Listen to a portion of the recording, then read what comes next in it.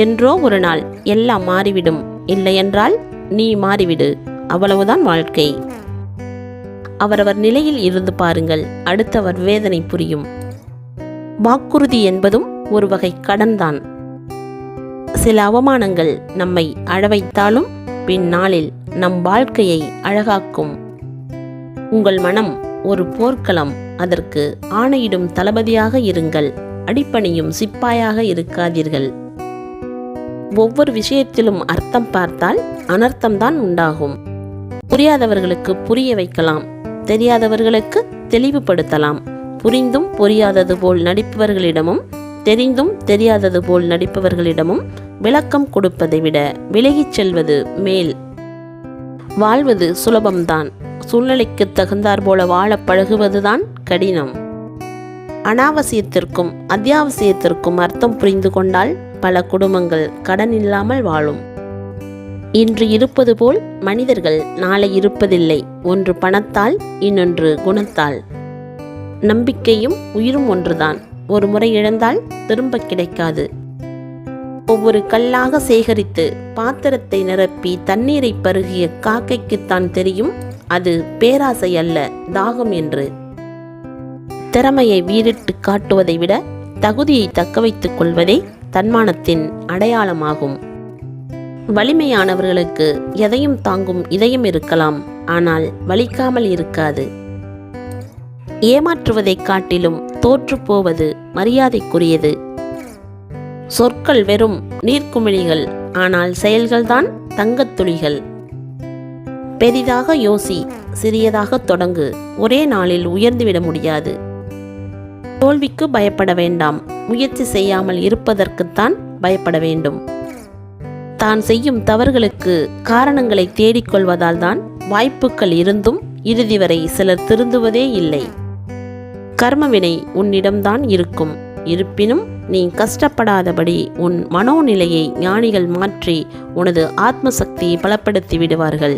வினை கழிந்த மகான்களை வணங்க உனது பாவ வினைகள் ஏற்றுக்கொள்ளும் வகையில் மாறும் என்பது பேருண்மை. எனவே எந்த ஊருக்கு போனாலும் அங்கு இருக்கும் ஜீவ சமாதிகளை தேடி வழிபடு. உனது துன்பங்கள் கண்டிப்பாக குறையும். பொய் சொல்லி தப்பிக்காதே, உண்மையை சொல்லி மாட்டிக்கொள். பொய் வாழவிடாது, உண்மை சாகவிடாது. ஒவ்வொரு நாளையும் மகிழ்ச்சியுடன் வாழ கற்றுக்கொள். மறுநாளை பற்றி சிந்திக்காதே, அது விதியின் கையில் உள்ளது. பணக்காரனை பார்த்து பொறாமைப்படுவதை விட படுத்ததும் தூங்குபவனை பார்த்து பொறாமைப்படுங்கள். அதுதான் சந்தோஷமான நிம்மதியான வாழ்க்கை. புரிந்து கொள்ளவில்லை என்றாலும் பரவாயில்லை, எதையும் தவறாக புரிந்து கொள்ளாதீர்கள். விழும் வேகத்தை விட எழும் வேகம் அதிகமாக இருந்தால் தோற்கடிக்க அல்ல, உன்னை பார்க்கவே எவனும் பயப்படுவான். எது நடக்கக்கூடாது என்பதற்காக நீ கோபப்படுகிறாயோ, நீ கோபப்பட்டு நிதானமிழந்த ஒரு காரணத்திற்காக அது நடந்தே விடுகிறது. ஆகவே எதையும் சாதிக்க விரும்பும் மனிதனுக்கு நிதானம்தான் அற்புதமான ஆயுதமே தவிர கோபமல்ல. நீ நல்லவனாக வாழ்ந்தாலும் 10 பேரில் 2 பேருக்காவது உன்னை பற்றி தப்பான அபிப்பிராயம் இருக்கும். இறைவனுக்கு கொடுக்க நினைப்பதை இல்லாதவர்களுக்கு கொடுங்கள். உங்களிடம் யாசகம் பெறும் அளவிற்கு கடவுள் ஏழை இல்லை. எப்பொழுது நீங்கள் மற்றவர்களை எதிர்பார்க்காமல் உங்கள் வேலைகளை நீங்களே செய்ய ஆரம்பிக்கிறீர்களோ அப்போதே விடியல் ஆரம்பம். நம்முடைய சுயமரியாதை இழந்துதான் ஒரு உறவு நம்மோடு இருக்க வேண்டும் என்றால் அப்படிப்பட்ட எந்த உறவும் தேவையில்லை, விட்டுவிடுங்கள். உனக்கு மேலே உள்ளவனை பார்த்து ஏங்காதே, தாழ்வு மனப்பான்மை வரும். உனக்கு கீழே உள்ளவனை ஏளனமாய் பார்க்காதே, தலைக்கணம் வரும். உன்னை யாரோடும் ஒப்பிடாமல் நீ நீயாக இரு, தன்னம்பிக்கை வரும். கோபப்படுபவனிடம் நெருங்கி இரு, குறை கூறுபவனிடம் விலகியே இரு. எண்ணங்கள் உயிருள்ளவை. ஒவ்வொரு எண்ணமும் ஒவ்வொரு விளைவுகளை ஏற்படுத்தும்.